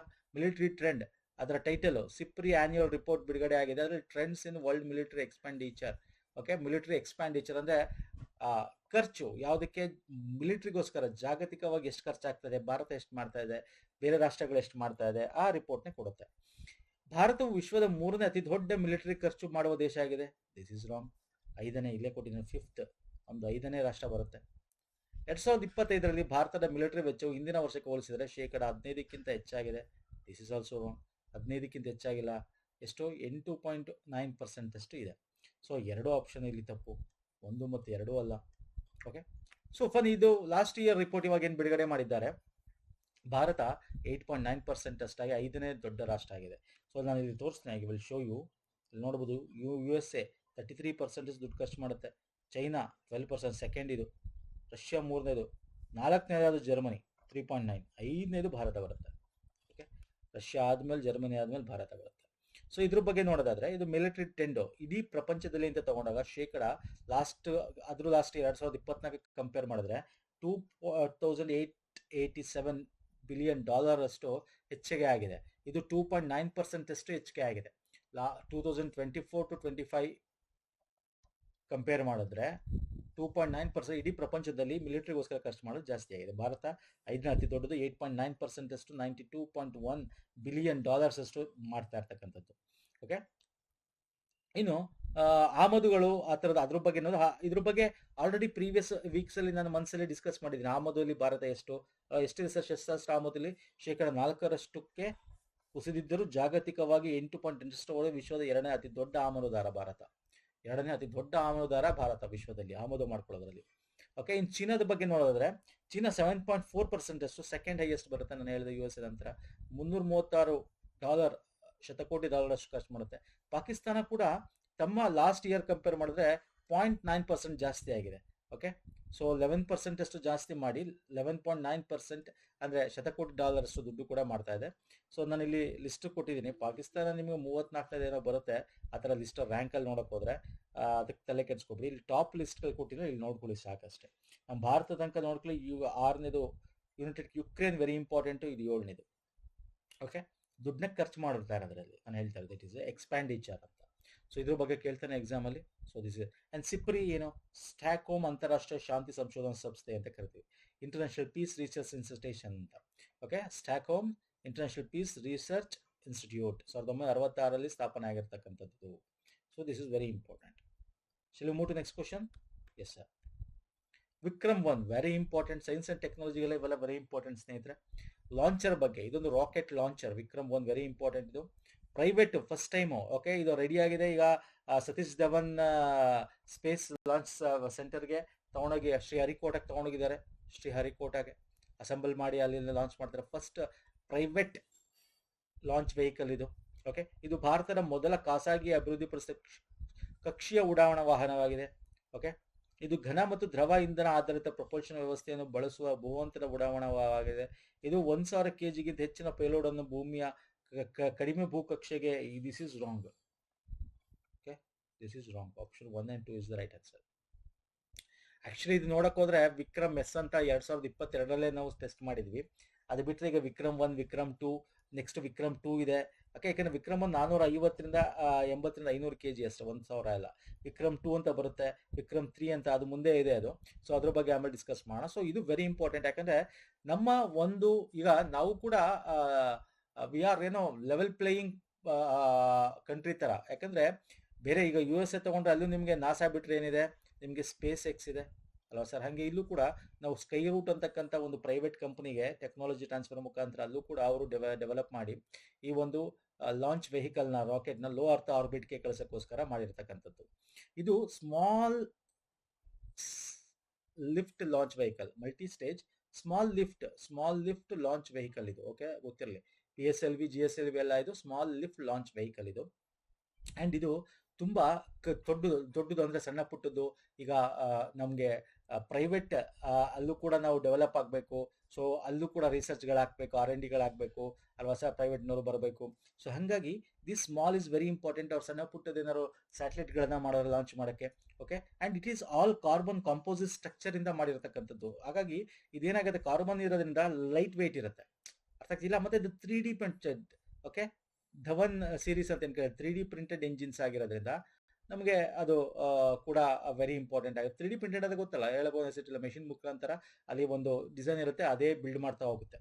Okay, that is very important. And 4 stage ಇರೋದು ಸಾಲಿಡ್ ಆ್ಯಂಡ್ ಲಿಕ್ವಿಡ್. ಒಂದು ಸಾಲಿಡ್, 3 ಸಾಲಿಡ್, ಮತ್ತೆ ಒಂದು ಲಿಕ್ವಿಡ್ ಇರತಕ್ಕಂಥ ಒಂದು ಇದು. ಸೊ ಇದು ಗೊತ್ತಿರಲಿ. So very important. ಎಲ್ಲಾಗ್ತದೆ, ಲೋ ಅರ್ತ್ ಆರ್ಬಿಟ್ಗೆ ಹೋಗ್ತಾ ಇದೆ. ನಾನು ಇಲ್ಲಿ ಕನ್ನಡದಲ್ಲೂ ಕೊಟ್ಟಿದ್ದೀನಿ. ಸ್ಕೈ ರೂಟ್ ಮಾಡಿರ್ತಕ್ಕಂಥದ್ದು ಇದು. ಬಹುಹಂತ ಸಣ್ಣ ಲಿಫ್ಟ್ ಉಡಾವಣಾ ವಾಹನ ಆಗಿದೆ. ಸಂಪೂರ್ಣ ಇಂಗಾಲ ಸಂಯೋಜಿತ ರಚನೆ ಆಗಿದೆ. 3D ಮುದ್ರಿತ ಎಂಜಿನ್ಗಳು ಇರೋದ್ರಿಂದ ತುಂಬಾ ಇದು very important rocket. Okay, and 480 kg ತನಕ ಕಡಿಮೆ ಭೂಕಕ್ಷೆ, ಲೋ ಅರ್ತ್ ಆರ್ಬಿಟ್ಗೆ ತೊಗೊಂಡೋಗಿರ್ತಕ್ಕಂಥದ್ದು. Fine sir. ಇನ್ನು ಸ್ಮಾಲ್ ಲಿಫ್ಟ್ ವೆಹಿಕಲ್ ಅಂದ್ರೇನು, generally define rocket capable daily 2000 kg ತನಕ ತೊಗೊಂಡೋಗುತ್ತೆ. ಬಟ್ ಇದನ್ನು ಡಿಸೈನ್ ಮಾಡಿದ್ದು ವಿಕ್ರಮ್ 1 450 800 ಕಿಲೋಮೀಟರ್ ತನಕ. ಓಕೆ, ಸೊ ಅದು ಗೊತ್ತಿರಲಿ. ಸೊ ನೆಕ್ಸ್ಟ್ ಹೋಗ್ತೀನಿ ಸ್ನೇಹಿತರೆ. ಇತ್ತೀಚೆಗೆ ಸುದ್ದಿಯಲ್ಲಿ ಕಂಡು ಬರುವ Atlas drone swarm system very important ಇದು. ಇವನ್ ಭಾರತ ಅಕ್ಕಪಕ್ಕದ ರಾಷ್ಟ್ರಗಳು ಕೂಡ ಸ್ವಲ್ಪ ಬೆಚ್ಚಿವೆ ಅಂತ ಹೇಳ್ಬೋದು ಇದು. ಯಾಕಂದ್ರೆ ಈ ಟೆಕ್ನಾಲಜಿ ತುಂಬಾ ಚೆನ್ನಾಗಿದೆ ಇದು. ಇದ್ರಲ್ಲಿ ನೋಡಿ, ಡ್ರೋನ್ಗಳನ್ನ ಆಟೋಮೇಟೆಡ್ ಮುಖಾಂತರ, ಹ್ಯೂಮನ್ ಇಂಟರ್ಫರೆನ್ಸ್ ಬೇಡ, ಎಲ್ಲರೂ ನಿಲ್ಸಿರ್ತಾರೆ. AI ಮುಖಾಂತರ, ಆಟೋಮೇಟೆಡ್ ಮುಖಾಂತರ ಇಲ್ಲಿಂದ ಡ್ರೋನ್ಗಳು ಉಡಾಣ ಝಿನ್ ಅಂತ ಬರ್ತಾ ಇರುತ್ತೆ. ಇದೇ ನೋಡಿ, ಯೂಟ್ಯೂಬ್ ಇದೆ ನಿಮಗೆ, ಅದರದ್ದು ಅವ್ರು ಬಿಡುಗಡೆ ಮಾಡಿದ್ದಾರೆ. ಸೊ ಇಲ್ಲಿಂದ ಒಟ್ಟಿಗೆ 96 ಇರುತ್ತೆ. ಇದರಲ್ಲಿ 49 48 ಒಂದೊಂದು ಸಲ ಇದರಲ್ಲಿ ಒಟ್ಟಿಗೆ ಹೋಗ್ತಕ್ಕಂಥದ್ದು, ಪ್ರೆಸಿಷನ್ ಇಟ್ಕೊಂಡು ಹೋಗ್ತಕ್ಕಂಥದ್ದು. ಈ ತರ ದೊಡ್ಡ ಒಂದೇ ಸಮೂಹ ಡ್ರೋನ್ಗಳು ಬಂದಾಗ ಡಿಸ್ಟ್ರಾಕ್ಟ್ ಮಾಡಿಬಿಡುತ್ತೆ. ಸೊ ಹಂಗಾಗಿ ದಿಸ್ ಇಸ್ ವೆರಿ ಇಂಪಾರ್ಟೆಂಟ್, ಚೀನಾದು. Okay, Atlas drone swarm system ಅಂತ ಹೇಳಿ ಕರಿತೀವಿ. ಓಕೆ, ಸೊ ಇದೊಂದು AI ಚಾಲಿತ ವೇದಿಕೆ. ವೇಗವಾಗಿ ನಿಯೋಜಿಸುವ ವಾಹನದ ಏಕಕಾಲದ 96 ಡ್ರೋನ್ಗಳನ್ನ 48 ತರನು ಬೇಕಾದ್ರೆ ಇದನ್ನ ಮಾಡಬಹುದು. ಓಕೆ, ಅರಿವಿನ ಬುದ್ಧಿಮತ್ತೆ ಬೆಳೆಸುತ್ತೆ. ವಿಚಲಕ್ಷಣ ಎಲೆಕ್ಟ್ರಾನಿಕ್ ಇದ್ದ ವಾಯು ರಕ್ಷಣಾ ವ್ಯವಸ್ಥೆಗಳ ಜೊತೆ ಇಂಟಿಗ್ರೇಟ್ ಆಗಿರುತ್ತೆ. ಸೊ ಆಟೋಮೇಟೆಡ್ ಆಗಿರುತ್ತೆ. ಯಾವುದೇ ರೀತಿ ಮಾನವನ ಇಂಟರ್ಫರೆನ್ಸ್ ಬೇಕಾಗೇ ಇಲ್ಲ ಇದು. ಓಕೆ, ಸೊ ಇದು China electronics technology group corporation ಇದನ್ನು ತಯಾರಿ ಮಾಡಿರ್ತಕ್ಕಂಥದ್ದು. ಅಂಡ್ ಈ ಎಲ್ಲ ಡ್ರೋನ್ಗಳು ನೋಡು 300 ಸೆಕೆಂಡ್ ಅಂದ್ರೆ 5 ನಿಮಿಷದಲ್ಲಿ ಉಡಾವಣೆ ಮಾಡಿಬಿಡ್ಬೋದು. 5 ನಿಮಿಷದಲ್ಲಿ ಉಡಾವಣೆ ಮಾಡ್ಬೋದು. ಇದ್ರ ಪ್ರಮುಖ ಲಕ್ಷಣ AI ಚಾಲಿತ ಆಗಿರುತ್ತೆ. ಅದೇ ಇದಾಗ್ತಕ್ಕಂಥದ್ದು ಮಾನವ ಹಸ್ತಕ್ಷೇಪ ಇಲ್ಲ, ಮಾರ್ಗಗಳು ಗುರಿಗಳನ್ನು ಬದಲಾಯಿಸುತ್ತದೆ. AI ಆಗಿರೋದ್ರಿಂದ ಜಾಮಿಂಗ್ ವಿರುದ್ಧ ಕೂಡ ಇದು ಕೆಲಸ ಮಾಡುತ್ತೆ. ಸೊ ಹಾಗಾಗಿ ಒಂದಷ್ಟು ಅಕ್ಕಪಕ್ಕದ ರಾಷ್ಟ್ರಗಳು ಇದ್ರ ಬಗ್ಗೆ, ಯಾಕಂದ್ರೆ ಬಾರ್ಡರ್ಗಳಲ್ಲಿ ನಿಯೋಜಿಸುತ್ತೆ. ಓಕೆ, ಸೊ ವೆರಿ ಇಂಪಾರ್ಟೆಂಟ್, ಇದು ಕೇಳ್ಬೋದು ಎಕ್ಸಾಮ್ ಅಲ್ಲಿ. ಇಲ್ಲಿ ಇಂಗ್ಲೀಷಲ್ಲಿ ಕೊಟ್ಟಿದ್ದೀನಿ, ಯಾಕಂದ್ರೆ ತುಂಬಾ ಜನ ಕನ್ನಡ ಕೇಳ್ತಾರೆ, ಇಂಗ್ಲೀಷ್ ಕೇಳ್ತಾರೆ. ಸೊ ಹಾಗಾಗಿ 2 ಕೊಟ್ಟಿದ್ದೀನಿ ಸ್ನೇಹಿತರೆ. ನೆಕ್ಸ್ಟ್ ಬರ್ತೀನಿ. ಮೆಹರ್ ಬಾಬಾ ಸ್ಪರ್ಧೆ 3 ಇತ್ತೀಚೆಗೆ ಸುದ್ದಿಯಲ್ಲಿದೆ, ಕೇಳಬಹುದು ಇಂಥದ್ದು. ಅಂದ್ರೆ 3ನೇ ಆವೃತ್ತಿ ಮೆಹರ್ ಬಾಬಾ ಕಾಂಪಿಟೇಷನ್ ಅಂತ. ಯಾರು ಮೆಹರ್ ಬಾಬಾ ಅಂದ್ರೆ, ಮೊದಲ ಪರಮವೀರ ಚಕ್ರ ಪ್ರಶಸ್ತಿ ಪುರಸ್ಕೃತ ಮೆಹರ್ ಬಾಬಾ ಅಂತ ಅವ್ರಿಗೆ ಸಿಕ್ಕಿತ್ತು. ಮೊದಲ ಮಹಾವೀರ ಚಕ್ರ ಪ್ರಶಸ್ತಿ ಸಿಕ್ಕಿತ್ತು. ಹಾಗಾಗಿ ಅವರ ಹೆಸರಿಟ್ಟಿದ್ದಾರೆ ಅದಕ್ಕೆ. Yes, this option is correct. ಇದು ಸುಧಾರಿತ ಡ್ರೋನ್ ಮತ್ತು ವಾಯುಯಾನ ತಂತ್ರಜ್ಞಾನವನ್ನು ಸ್ಥಳೀಯ ಅಭಿವೃದ್ಧಿಯನ್ನು ಉತ್ತೇಜಿಸಲು ಭಾರತೀಯ ವಾಯುಪಡೆಯ ಒಂದು ಉಪಕ್ರಮ. ಒಂದು ಕಾಂಪಿಟೇಷನ್. ಓಕೆ, ಯಾರು ರಿಸರ್ಚರ್ಸ್ಗಳು, ಯೂನಿವರ್ಸಿಟಿಗಳು, ಕೈಗಾರಿಕೆಗಳು, ಸ್ಟಾರ್ಟ್ಅಪ್ಗಳು, anybody can come and participate. ಅಂದರೆ ಈ ಡ್ರೋನ್ನಲ್ಲಿ ನಿಮ್ಮ ಟೆಕ್ನಾಲಜಿಗಳನ್ನು, ನಿಮ್ಮ ರಿಸರ್ಚ್ಗಳನ್ನು ತಗೊಬನ್ನಿ. ಅದಕ್ಕೇನು ಬೇಕು ನಾವು ಅದಕ್ಕೆ ಧನ ಸಹಾಯ ಆಗಿರ್ಬೋದು, ಟೆಕ್ನಾಲಜಿ ಆಗಿರ್ಬೋದು, ಎಲ್ಲ ಥರ ಸಹಾಯ ಮಾಡ್ತಾರೆ, ಪ್ರಶಸ್ತಿ ಕೊಡ್ತಾರೆ. ಅದನ್ನು ನಮ್ಮ ಒಂದು ಇದರಲ್ಲಿ ಯಾವುದು ಡಿಫೆನ್ಸ್ ಸಿಸ್ಟಮನ್ನು ಬಳಸ್ಕೊಳ್ಳೋಕೆ ಈಸಿ ಆಗುತ್ತೆ ಅಂತ. ಇದು 3ನೇ ಆವೃತ್ತಿಯ ವಿಷಯವು ಸಮೂಹ ತಂತ್ರಗಳನ್ನು ಬಳಸಿಕೊಂಡು ಸಹಯೋಗದ ಡ್ರೋನ್ ಆಧಾರಿತ ಕಣ್ಗಾವಲು ರಾಡಾರ್ ವ್ಯವಸ್ಥೆ ಅಭಿವೃದ್ಧಿಪಡಿಸುವ ಮೇಲೆ ಕೇಂದ್ರೀಕರಿಸಿದೆ. ಅಂದರೆ ಈ ಒಂದು ಇದರಲ್ಲಿ ಏನು ವಿಷಯ ಕೊಟ್ಟಿದ್ದಾರೆ, ನಿಮ್ಮ ಡ್ರೋನ್ ಹೆಂಗಿರಬೇಕು ಅಂದರೆ ರಾಡಾರ್ಗಳನ್ನು, ವ್ಯವಸ್ಥೆಗಳನ್ನು ಅಭಿವೃದ್ಧಿಪಡಿಸಬೇಕು. ಓಕೆ, ಅದರ ಮುಖಾಂತರ ಇದು ಹೋಗಬೇಕು ಮತ್ತು ಅದನ್ನು ಬೇರಿಸಿ ಕೂಡ ಹೋಗ್ಬೇಕು, ಆ ಥರ. ಸೊ ಹಾಗಾಗಿ 3 ಆಪ್ಷನ್ಸು ಕೂಡ ಕರೆಕ್ಟ್ ಸ್ನೇಹಿತರೆ, 3 ಆಪ್ಷನ್ಸು ಕೂಡ correct. Okay, so it is a collaborative drone base surveillance ಅಂತೇಳಿ ಅದರ ಥೀಮ್ನ ಅಡಿಯಲ್ಲಿ ಇದನ್ನು ಕಂಡಕ್ಟ್ ಮಾಡ್ತಾ ಇರೋದು 3ನೇ ಆವೃತ್ತಿ. ಮೆಹರ್ ಸಿಂಗ್ ಅಂತಕ್ಕಂಥ ಏರ್ ವೆಟರಿಯನ್ ಅವರು ವಾಯು ಇದರಲ್ಲಿ ಇರ್ತಕ್ಕಂಥ ಒಬ್ಬರಾಗಿದ್ದರು. ಅವ್ರಿಗೆ ಮೊದಲ ಒಂದು ಅವಾರ್ಡ್ ಕೂಡ ಮಹಾವೀರ ಚಕ್ರ ಸಿಕ್ಕಿತ್ತು, ಹಾಗೆ ಅವರ ಹೆಸರಲ್ಲಿ ಮಾಡಿದ್ದಾರೆ. ಓಕೆ, ಸೊ 2018ರಲ್ಲಿ ಪ್ರಾರಂಭ ಆಗಿದ್ದು ಏಪ್ರಿಲ್ 27, 26ರಂದು ಇದನ್ನು ಕರೆದಿದ್ರು. ಓಕೆ, ಅದರಲ್ಲಿ ಭಾಗವಹಿಸಬಹುದು, ಯಾರ್ಯಾರು ಎಲ್ಲ ಭಾಗವಹಿಸಬಹುದು, ಕೈಗಾರಿಕೆಗಳು, ಸ್ಟಾರ್ಟಪ್ಗಳು, ಶೈಕ್ಷಣಿಕ ಸಂಶೋಧನಾ ಸಂಸ್ಥೆಗಳು. ಓಕೆ, ಏರೋಸ್ಪೇಸ್ ನಾವೀನ್ಯತೆಗೆ ಒಂದು ತುಂಬ ಇಂಪಾರ್ಟೆಂಟ್ ಆಗುತ್ತೆ, ಕೊಡುಗೆ ಕೂಡ ದೇಶಕ್ಕೆ ಸಿಕ್ಕಂಗಾಗುತ್ತೆ. ಸೊ ನೆಕ್ಸ್ಟ್ ಹೋಗೋಣ. ಅಭಿಲೇಖ್ ಪಾಟಲ್, ಇದು ನೋಡಿ, ಇದು ಮನ್ ಕಿ ಬಾತ್ ರೇಡಿಯೋದಲ್ಲಿ ಮಾತಾಡಬೇಕಾದ್ರೆ ಇದ್ರ ಬಗ್ಗೆ ಮಾತಾಡಿದ್ರು ಯಾರು, ಮೋದಿ ಅವರು. ಹಾಗಾಗಿ ಇದು ಸುದ್ದಿಯಲ್ಲಿದೆ. ಇದು ಭಾರತದ ಐತಿಹಾಸಿಕ ಪರಂಪರೆಯ ಆಳವಾದ ತಿಳುವಳಿಕೆಗೆ ಆರ್ಕೈವಲ್ ದಾಖಲೆಗಳು ಮತ್ತು ಐತಿಹಾಸಿಕ ದಾಖಲೆಗಳ ಆನ್ಲೈನ್ ಪ್ರವೇಶನ ಒದಗಿಸುವ ಡಿಜಿಟಲ್ ವೇದಿಕೆಯಾಗಿದೆ. ಹೌದು ಸರ್, ಅಭಿಲೇಖ್ ಪೋರ್ಟಲ್ ಅಂತಕ್ಕಂಥದ್ದು ಒಂದು ಡಿಜಿಟಲೈಸ್ ದಾಖಲೆಗಳನ್ನ ಡಿಜಿಟಲೈಸ್ ಮಾಡ್ತಕ್ಕಂಥ ಒಂದು ವೇದಿಕೆ. ಎಸ್ಪೆಷಲಿ ಐತಿಹಾಸಿಕವಾಗಿರ್ತಕ್ಕಂಥದ್ದು, ಪ್ರತಿಗಳು, ಆ ಥರದ್ದು ತುಂಬ ಬೆಲೆ ಬಾಳ್ತಕ್ಕಂಥದ್ದನ್ನ ಡಿಜಿಟಲೈಸ್ ಮಾಡ್ತಕ್ಕಂಥದ್ದು. ಇದನ್ನು ಭಾರತೀಯ ಪುರಾತತ್ವ ಸಮೀಕ್ಷೆ ನಿರ್ವಹಿಸುತ್ತದೆ. This is wrong answer. National archive institute ಅಂತ ಹೇಳಿ ಇರೋದು. So archaeological survey of institute ಅಲ್ಲ. ಸೊ ಕೇವಲ ಒಂದು ಮಾತ್ರ ಕರೆಕ್ಟು. ಸೊ ಇದ್ರ ಬಗ್ಗೆ ನೋಡೋದಾದ್ರೆ ನ್ಯಾಷನಲ್ ಆರ್ಚಿವ್ಸ್ ಆಫ್ ಇಂಡಿಯಾ ಅಂತಕ್ಕಂಥದ್ದನ್ನ ಮೇಂಟೈನ್ ಮಾಡ್ತಕ್ಕಂಥದ್ದು. ಇದು ಡಿಜಿಟಲ್ ಪೋರ್ಟಲ್ ಆಗಿರ್ತಕ್ಕಂಥದ್ದು. ಸಾರ್ವಜನಿಕ ದಾಖಲೆಗಳು, ಖಾಸಗಿ ಪತ್ರಿಕೆಗಳು, ನಕ್ಷೆಗಳು, ಈ ಥರದ್ದೆಲ್ಲ ಈ ಆರ್ಕೈವ್ ಅಂತಂದರೆ ಅದು ಒಂದು ಇದು ಫೋಲ್ಡರ್ಗೆ ಹಾಕಿ ಡಿಜಿಟಲೈಸ್ ಮಾಡ್ತಕ್ಕಂಥದ್ದು. ಇದರಲ್ಲಿ ಭಾರತದ ಐತಿಹಾಸಿಕವಾಗಿ ನಮ್ಮಲ್ಲಿ ಇರ್ತಕ್ಕಂಥ ಹಳೆಯ ದಿನಗಳ ಡಿಜಿಟಲೈಸ್ ಮಾಡೋದನ್ನ ಸಂರಕ್ಷಣೆ ಮಾಡಿಡ್ಬೋದು ಅಂತ ಹೇಳಿ. ಹಾಗಾಗಿ ಇದ್ರ ಬಗ್ಗೆ ಮಾತಾಡ್ತಾರೆ. ಇದೊಂದು ಡಿಜಿಟಲ್ ರೆಪೋಸಿಟರಿ ಆಗಿರುತ್ತೆ. ಡಿಜಿಟಲ್ ಇಂಡಿಯಾದ ಉಪಕ್ರಮವಾಗಿ ಇದನ್ನು ಬೆಂಬಲಿಸುತ್ತೆ. ನಮ್ಮ ಭೌತಿಕ ಫಿಸಿಕಲ್ ಇರ್ತಕ್ಕಂಥ ದಾಖಲೆಗಳನ್ನು ಇದು ಕೂಡ ಮಾಡಿಡ್ಬೋದು. ಓಕೆ, ಇದನ್ನ ಯಾಕೆ ಇದನ್ನ ಸುದ್ದಿಯಲ್ಲಿತ್ತು ಅಂತ ನಾನು ಹೇಳಿದೆ. ಮನ್ ಕಿ ಬಾತಲ್ಲಿ ಪ್ರಧಾನಮಂತ್ರಿ ಮಾತಾಡ್ತಾರೆ ಇದ್ರ ಬಗ್ಗೆ. ಏನು ಹೇಳ್ತಾರೆ ಅವರು, ಭೋಜಪತ್ರ ಅಂತ ಹೇಳ್ತಾರೆ, ಮನುಸ್ಕ್ರಿಪ್ಟ್ಸ್ಗಳನ್ನು ಯಾವ ಟೈಮಲ್ಲಿ ಗಿಲ್ಗಿಟ್ ಟೈಮಲ್ಲಿ ಆಗಿರ್ಬೋದು, ಅಥವಾ ಇವರು ರಾಣಿ ಲಕ್ಷ್ಮೀಬಾಯಿ ಬರೆದಿರ್ತಕ್ಕಂಥ ಪತ್ರಗಳಾಗಿರ್ಬೋದು, ಅವೆಲ್ಲ ಕೂಡ ಸಂರಕ್ಷಣೆ ಮಾಡಿದ್ದೀವಿ ಅಂತ. ಜೊತೆಗೆ ಸುಭಾಷ್ ಚಂದ್ರ ಬೋಸ್ ರಿಲೇಟೆಡ್ಡು, ಆಜಾದ್ ಫೌಜ್ ಏನಿತ್ತು, ಹಿಂದ್ ಫೌಜ್, ಅದರ ರಿಲೇಟೆಡ್ ರೆಕಾರ್ಡು, ಮದನ್ ಮೋಹನ ಮಾಳಿಗೆ, ಅವೆಲ್ಲ ಕೂಡ ನಾವು ಇದರಲ್ಲಿ ಮಾಡ್ತಾ ಇದೀವಿ. 200 ಮಿಲಿಯನ್ ಡಿಜಿಟಲೈಸ್ ಡಾಕ್ಯುಮೆಂಟ್ಸ್ಗಳನ್ನ ಇದರಲ್ಲಿ ಇದೆ ಅಂತ ಇದ್ರ ಬಗ್ಗೆ ತುಂಬ ಮಾತಾಡ್ತಾರೆ. ಸೊ ಹಂಗಾಗಿ ಇಂಥದ್ದನ್ನೆಲ್ಲ ಕೇಳ್ತಾನೆ ಎಕ್ಸಾಮ್ ಸ್ನೇಹಿತರೆ. ನಿಮಗೆಲ್ಲ UPSC KS ಪ್ರಿಪೇರ್ ಆಗ್ತಾ ಇದ್ರೆ ಈ ಥರದ್ದೆಲ್ಲ ವೆರಿ ಇಂಪಾರ್ಟೆಂಟು. ಅಲ್ಲೆಲ್ಲ ಇಂಥ ಪ್ರಶ್ನೆಗಳೇ ಬರ್ತಕ್ಕಂಥದ್ದು. ಓಕೆ, ಸೊ ನೆಕ್ಸ್ಟ್ ಬರ್ತೇನೆ. ಪಾವತಿ ಬ್ಯಾಂಕ್ ಅಂದರೆ ಪೇಮೆಂಟ್ ಬ್ಯಾಂಕ್. ಇದನ್ನ ಯಾಕೆ ತೊಗೊಂಡೆ? ಸಿಂಪಲ್ ಕ್ವಶನ್ ಬರುತ್ತೆ ಸರ್. ಪೇಮೆಂಟ್ ಬ್ಯಾಂಕ್ ಬಗ್ಗೆ ಏನು ಬರುತ್ತೆ? ಪೇಮೆಂಟ್ ಬ್ಯಾಂಕ್ ಬಗ್ಗೆ ಯಾಕೆ ಇದನ್ನು ತೊಗೊಂಡೆ ಹೇಳ್ತೀರಾ? ಪೇಟಿಎಂ ಲೈಸೆನ್ಸ್ ಲೆಸ್ ಅದನ್ನು ಬಂದ್ ಮಾಡಿರತಕ್ಕಂಥದ್ರ ಬಗ್ಗೆ. ಇದು ಈಗಂತಲ್ಲ, 2022ರಿಂದ ಸ್ಟಾರ್ಟ್ ಆಗಿದೆ. 24ರಲ್ಲಿ ಹೊಸದಾಗಿ ರಿಜಿಸ್ಟರ್ ಆಗೋದನ್ನು ಕೂಡ ಸ್ಟಾಪ್ ಮಾಡಿದ್ರು. ಹೊಸದಾಗಿ ಪೇಟಿಎಂನ ಇನ್ಸ್ಟಾಲ್ ಮಾಡೋದು ಅದೆಲ್ಲ ಸ್ಟಾಪ್ ಮಾಡಿದ್ರು. ಓಕೆ, ಹಾಗಾಗಿ ಲೈಸೆನ್ಸ್ ಕ್ಯಾನ್ಸಲ್ ಆಗಿರ್ತಕ್ಕಂಥದ್ದು. ಅಂದರೆ RBIನ ನಾರ್ಮ್ನ ಇದು ಫಾಲೋ ಮಾಡಿಲ್ಲ ಅಂತ ಪೇಟಿಎಂ. ಓಕೆ, ಸೊ ಹಂಗಾಗಿ ನಿಮಗೆ ಇದನ್ನೆಲ್ಲ ಕೇಳಕ್ ಹೋಗಲ್ಲ. ನಿಮ್ಗೆ ಎಕ್ಸಾಮಲ್ಲಿ ಏನು ಕೇಳ್ತಾನೆ, ಪೇಟಿಎಂ ಅಂತಕ್ಕಂಥದ್ದು ಏನಿದೆ ಪೇಮೆಂಟ್ ಬ್ಯಾಂಕ್. ಇದರ ಏನೇನು ಕೆಲಸ ಮಾಡ್ಬೋದು ಅಂತ ಕೇಳ್ತಾನೆ. ಅಂದರೆ ಇದು ನಿಮಗೆ ಬ್ಯಾಂಕಿಂಗ್ ವ್ಯವಹಾರ ಮಾಡ್ಬೋದಾ, ಚೆಕ್ ಕೊಡ್ಬೋದಾ, ಡಿಮ್ಯಾಂಡ್ ಡ್ರಾಫ್ಟ್ ಅಂದರೆ ನಿಮ್ಮ ಸೇವಿಂಗ್ಸ್ ಬ್ಯಾಂಕ್ ಆಗಿ ಕೆಲಸ ಮಾಡ್ಬೋದಾ, ನಿಮ್ಮ ಕ್ರೆಡಿಟ್ ಕಾರ್ಡ್ ಕೊಡ್ಬೋದಾ, ಡೆಬಿಟ್ ಕಾರ್ಡ್ ಕೊಡ್ಬೋದಾ, ಇಂಥದ್ದೆಲ್ಲ ಆಪ್ಷನ್ಸ್ ಎಲ್ಲ ಹಾಕ್ಬಿಡ್ತಾನೆ. This is very important. Payment bank ಅಂದರೆ ಏನೋ ತಿಳ್ಕೊಂಡಿರ್ಬೇಕು. ಹಾಗಾಗಿ ಈ ಕ್ವಶನ್ ತೊಗೊಂಡಿದ್ದೀನಿ. ಒಂದೇದು, ಅವುಗಳಿಗೆ ಬೇಡಿಕೆ ಠೇವಣಿ ಸ್ವೀಕರಿಸುವ ಅವಕಾಶವಿದೆ, ಅದರ ಸಾಲಗಳು ಮತ್ತು ಮುಂಗಡವನ್ನು ನೀಡಲು ಸಾಧ್ಯವಿಲ್ಲ. ಅವುಗಳು ಡೆಬಿಟ್ ಕಾರ್ಡ್ಗಳನ್ನು ನೀಡಬಹುದು, ಅದರ ಕ್ರೆಡಿಟ್ ಕಾರ್ಡ್ ನೀಡಲು ಅನುಮತಿ ಇಲ್ಲ. ದೊಡ್ಡ ಕೈಗಾರಿಕೆಗಳಿಗೆ ಸಾಲ ನೀಡುವುದು ಸೇರಿದಂತೆ ಪೂರ್ಣ ಪ್ರಮಾಣದ ವಾಣಿಜ್ಯ ಬ್ಯಾಂಕಿಂಗ್ ಚಟುವಟಿಕೆಗಳನ್ನು ಕೈಗೊಳ್ಳಲು ಅವುಗಳಿಗೆ ಅಧಿಕಾರವಿದೆ. ಯಾವುದು ಇಲ್ಲಿ ಸರಿಯಾಗಿದೆ? ಆಪ್ಷನ್ 1 ಸರಿ. ಬೇಡಿಕೆ ಠೇವಣಿಗಳು ಡಿಮ್ಯಾಂಡ್ ಇದು ಅಂದರೆ ಈಗ ನೀವು ದುಡ್ಡು ಪೇಮೆಂಟ್ ಬ್ಯಾಂಕಲ್ಲಿ ಏನು ಸರ್ ನಿಮಗೆ ಹಾಕ್ತಿರ ತಾನೆ, ನಿಮ್ಮ SB ಬೇರೆ ಬೇರೆ ನಾರ್ಮಲ್ ಬ್ಯಾಂಕಿಂದ ತೆಗೆದು ನಿಮಗೆ ಪೇಮೆಂಟ್ ಬ್ಯಾಂಕ್ ಅಕೌಂಟ್ಗೆ ಹಾಕ್ತಿರಲ್ವಾ? ಬೇಕಾದಾಗ ಡಿಮ್ಯಾಂಡ್ ಡೆಪಾಸಿಟ್ ಅಂದರೆ ನಿಮ್ಗೆ ಬೇಕಾದಾಗ ತಗೋತೀರಲ್ಲ, ಪೇಮೆಂಟ್ ಬ್ಯಾಂಕಿಂದ ಈ ಅಕೌಂಟಿಂದ ಟ್ರಾನ್ಸ್ಫರ್ ಮಾಡ್ತಾರೆ. This is correct. ಇದು ಎಸ್, ದಿಸ್ ಇಸ್ ಕರೆಕ್ಟ್. ಅವುಗಳಿಗೆ ಡೆಬಿಟ್ ಕಾರ್ಡ್ ಕೊಡ್ಬೋದು ಸರ್, ಅವು debit card, but debit card ಕೊಡೋಂಗಿಲ್ಲ, ಕ್ರೆಡಿಟ್ ಕಾರ್ಡ್ ನೀಡಲು ಅನುಮತಿ ಇಲ್ಲ. ಅಲ್ಲಲ್ಲ, ಡೆಬಿಟ್ ಕಾರ್ಡು ಹೌದು, ಡೆಬಿಟ್ ಕಾರ್ಡ್ ಇಶ್ಯೂ ಮಾಡ್ಬೋದು, ಬಟ್ ಕ್ರೆಡಿಟ್ ಕಾರ್ಡ್ ಇಲ್ಲ. ಯಾಕಂದ್ರೆ ನೀವು ಅಲ್ಲಿ ದುಡ್ಡು ಹಾಕಿರ್ತೀರಲ್ಲ, ಅದರಲ್ಲಿ ಅದನ್ನ ಬೇಕಾದ್ರೆ ಡ್ರಾ ಮಾಡ್ಬೋದು ಬೇಕು ಅಂದಾಗ. ಅರ್ಥ ಆಗ್ತದೆ ಹೇಳ್ತಿರೋದು? ಇಲ್ಲಿ ಮೊದಲನೇ ಪಾಯಿಂಟ್ ಸರಿ ಅಂದಮೇಲೆ, ನೀವು ಅಲ್ಲಿ ದುಡ್ಡನ್ನ ಹಾಕಿಟ್ಮೇಲೆ ನೀವು ವ್ಯಾಲೆಟ್ ಅಲ್ಲಿ, ನೀವು ಅಲ್ಲಿಂದ ಬೇಕು, ಇಲ್ಲಪ್ಪ ನನಗೀಗ ಆ ಅಕೌಂಟ್ ಏನೋ ಪ್ರಾಬ್ಲಮ್ ಆಗಿದೆ, ಇಲ್ಲಿ ಹಾಕಿ ಇಟ್ಬಿಟ್ಟಿದ್ದೀನಿ, ಆನ್ಲೈನ್ ಮಾಡೋಕ್ಕಾಗಲ್ಲ, ಕ್ಯಾಶ್ ತಗೋಬೇಕು ಅಂದ್ರೆ, ಹಾಗಾಗಿ ಡೆಬಿಟ್ ಕಾರ್ಡ್ ಕೊಡ್ಬೋದು ಅವರು, ಅದಕ್ಕೆ ಕ್ರೆಡಿಟ್ ಕಾರ್ಡ್ ಕೊಡಂಗಿಲ್ಲ. ಯಾಕಂದ್ರೆ ಬ್ಯಾಂಕಿಂಗ್ ಆಪರೇಷನ್ ಮಾಡಂಗಿಲ್ಲ ಅವರು. Okay, payment bank is nothing but they have to take the money from your bank and they have to send it. So ಅದನ್ನ ಸೆಂಡ್ ಮಾಡೋಕ್ಕಾಗಲ್ಲ ಅಂದ್ರೆ you can draw it. So ಅಷ್ಟೇ. Option 2 correct. Option 3 ತಪ್ಪು. ಯಾಕೆ ತಪ್ಪು? ಪೂರ್ಣ ಪ್ರಮಾಣದ ವಾಣಿಜ್ಯ ಬ್ಯಾಂಕಿಂಗ್, ಕಮರ್ಷಿಯಲ್ ಬ್ಯಾಂಕ್ ಕೆಲಸ ಮಾಡುತ್ತೆ ಅಂತ ಇಲ್ಲ, ಕೆಲಸ ಮಾಡಲ್ಲ. ಸೊ ಹಾಗಾಗಿ 1 and 2 ಮಾತ್ರ ಕರೆಕ್ಟ್. ಓಕೆ, ಕನ್ಫ್ಯೂಸ್ ಮಾಡ್ಕೋಬೇಡಿ, ಅರ್ಥ ಆಗ್ತದೆ ಎಲ್ಲ ಹೇಳ್ತಾ ಇರೋದು ನಾನು. Payment can accept deposits up to prescribe limit but can not lend. ಕೊಡೋಕ್ಕಾಗದು, ನಮಗೆ ಸಾಲ ತಗೊಳಂಗಿಲ್ಲ, ಅದರಲ್ಲಿ ನಾವು ಅದನ್ನ ದುಡ್ಡು ಹಾಕ್ಬೋದು. ದುಡ್ಡು ಹಾಕಿದ್ಮೇಲೆ ನೀವು ಆನ್ಲೈನ್ ಮುಖಾಂತರ ಮಾಡ್ಬೇಕು, ಆಗಲ್ಲ ಅಂದ್ರೆ ನೀವು ಡ್ರಾನು ಮಾಡ್ಕೋಬಹುದು, ಡೆಬಿಟ್ ಕಾರ್ಡ್ ಕೊಡ್ತದೆ ಅದಕ್ಕೆ. ಅದಕ್ಕೆ ಕ್ರೆಡಿಟ್ ಕಾರ್ಡ್ ಕೊಡಂಗಿಲ್ಲ, ಸಾಲ ಕೊಡಂಗಿಲ್ಲ ಅಂದ್ಮೇಲೆ ಕ್ರೆಡಿಟ್ ಕಾರ್ಡ್ ಕೊಡಂಗಿಲ್ಲ. ಓಕೆ, ಆಮೇಲೆ they are not full fledge banking function ಮಾಡಲ್ಲ ಅದು. ಓಕೆ, ನೆಕ್ಸ್ಟ್ ಬರ್ತೇನೆ. ಇತ್ತೀಚೆಗೆ ಸುದ್ದಿಲ್ ಕಂಡಿರೋ ಮಿಷನ್ ಸಕ್ಷಮ್, ವೆರಿ ಇಂಪಾರ್ಟೆಂಟ್. ಇವೆಲ್ಲ ಯಾಕೆ ತಗೋತೀನಿ ಗೊತ್ತಾ? ಎಕ್ಸಾಮ್ ಅಲ್ಲಿ ನಿಮಗೆ ಸಿಲೆಬಸ್ ಅಲ್ಲಿ GK ಇದೆ ಇವೆಲ್ಲ. ಸೊ ಹಂಗಾಗಿ ಈ ರಿಲೇಟೆಡ್ ಕರೆಂಟ್ ಅಫೇರ್ ಕೇಳ್ತಾನೆ ನಿಮಗೆ. ಇದನ್ನ ಯಾರು ಪ್ರಾರಂಭಿಸಿದ್ರು ಅಂತ, ಮಿಷನ್ ಸಕ್ಷಮ್. ಇಲ್ಲಿ ನೋಡಿದ ತಕ್ಷಣ ಹೇಳ್ಬಿಡ್ತೀರಾ ಇದೇನಿದೆ, ಇದು RBI ಸಿಂಬಲ್ ಇದೆ ಅಂತ, ಭಾರತೀಯ ರಿಸರ್ವ್ ಬ್ಯಾಂಕ್ ಅಂತ. Yes, that is correct answer. ಇದು ಯಾರಿಗೋಸ್ಕರ ಮಾಡಿದ್ದು? ಅರ್ಬನ್ ಕೋಆಪರೇಟಿವ್ ಬ್ಯಾಂಕ್ಸ್, ನಗರ ಸಹಕಾರಿ ಬ್ಯಾಂಕ್ ಮಾಡಿರೋದು.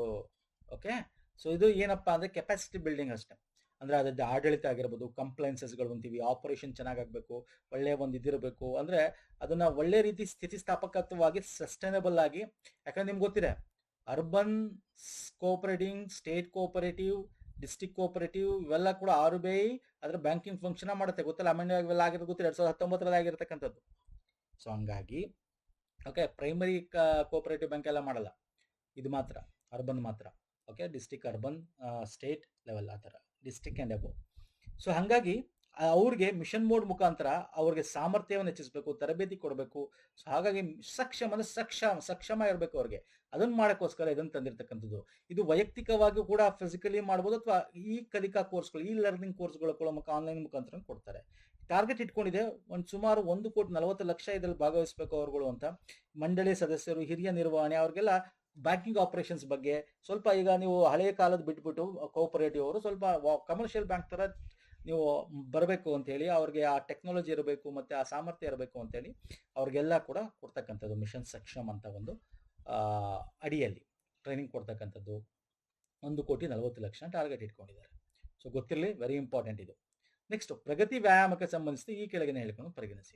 ಇದು ಪ್ರಾದೇಶಿಕ ಸಹಕಾರ ಮತ್ತು ಪರಸ್ಪರ ಕಾರ್ಯಸಾಧ್ಯತೆಯ ವೆಚ್ಚಿಸುವ ಗುರಿಯನ್ನು ಹೊಂದಿರುವ ಹಿಂದೂ ಮಹಾಸಾಗರ ಪ್ರದೇಶಗಳ ದೇಶದ ಸೈನ್ಯವನ್ನು ಒಳಗೊಂಡ ಬಹುಪಕ್ಷೀಯ ಮಿಲಿಟರಿ ವ್ಯಾಯಾಮವಾಗಿದೆ. ಓಕೆ, ಈ ವ್ಯಾಯಾಮವನ್ನು ಹಿಂದೂ ಮಹಾಸಾಗರ ರಿಮ್ ಅಸೋಸಿಯೇಷನ್ ಆಸ್ಟ್ರೇಲಿಯಾ ನಡೆಸಲಾಗುತ್ತದೆ. ಇದು ಫಸ್ಟ್ ಟೈಮು ಮೇಘಾಲಯದಲ್ಲಿ ಮಾಡ್ತಾ ಇದೀವಿ. ಇಂಡಿಯನ್ ಓಷನ್ ಅಂತ ಏನ್ ಕರೀತಾರೆ, ಹಿಂದೂ ಮಹಾಸಾಗರ ರಾಷ್ಟ್ರಗಳು ಇಲ್ಲಿ ಭಾಗವಹಿಸ್ತವೆ. ಹಾಗಾದ್ರೆ ಆಪ್ಷನ್ 1 ಕರೆಕ್ಟು. ಹಂಗಂದ ತಕ್ಷಣ ಇಂಡಿಯನ್ ಮಹಾಸಾಗರ್ ರಿಮ್ ಅಸೋಸಿಯೇಷನ್ ಅಂದ ತಕ್ಷಣ ಈ ಅಡಿಯಲ್ಲಿ ಬರುತ್ತೆ ಅಂತಂದ್ರೆ ದಿಸ್ ಇಸ್ ರಾಂಗ್. ಸೊ ಕೇವಲ ಒಂದು ಮಾತ್ರ correct. It is not coming Indian association of rim. Rim association, Indian ocean of rim association ಅಡಿಯಲ್ಲಿ ಬರಲ್ಲ ಇದು. It is different, but different in the sense ಅದ್ರ ಅಡಿಯಲ್ಲಿ ಮಾಡ್ತಾ ಇಲ್ಲ.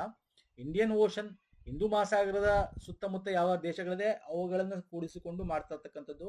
ಈ ವರ್ಷ ಎಲ್ಲಿ ನಡೀತಾ ಇದೆ? ಉರುಮಿ, ಮೇಘಾಲಯ, ಉಮ್ರಾಯ್ ಅಲ್ಲಿ ನಡೀತಕ್ಕಂಥ ಪ್ರಗತಿ ಅಂತೇಳಿ.